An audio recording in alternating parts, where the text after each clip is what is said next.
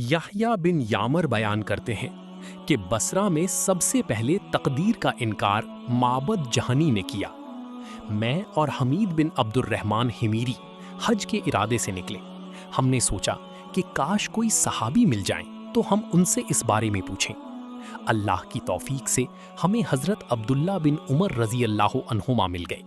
میں نے عرض کی، اے ابو عبد الرحمن، ہماری طرف کچھ ایسے لوگ ظاہر ہوئے ہیں جو قرآن پڑھتے ہیں اور علم حاصل کرتے ہیں، مگر ان کا خیال ہے کہ تقدیر کچھ نہیں اور ہر کام بس اچانک نئے سرے سے ہو رہا ہے۔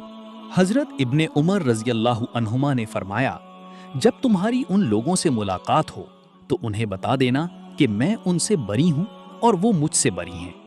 اس ذات کی قسم جس کے نام کی عبداللہ بن عمر قسم کھاتا ہے، اگر ان میں سے کسی کے پاس احد پہاڑ کے برابر سونا ہو اور وہ اسے خرچ کر دے تو اللہ اسے قبول نہیں فرمائے گا جب تک کہ وہ تقدیر پر ایمان نہ لے آئے۔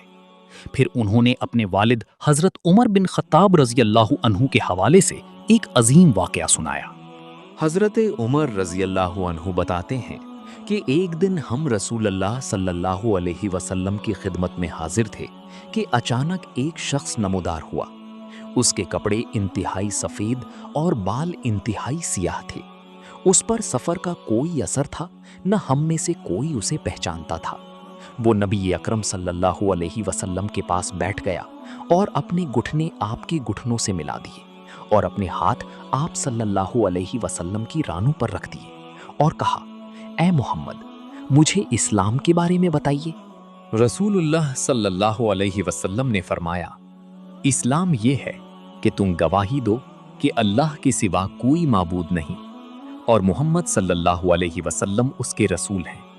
نماز قائم کرو، زکوٰۃ دو، رمضان کے روزے رکھو اور استطاعت ہو تو حج کرو۔ اس نے کہا، آپ نے سچ فرمایا۔ پھر اس نے پوچھا، مجھے ایمان کے بارے میں بتائیے۔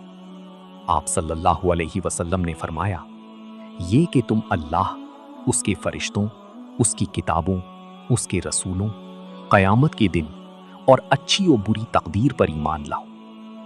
اس نے کہا، آپ نے درست فرمایا۔ اس نے پوچھا، مجھے احسان کے بارے میں بتائیے۔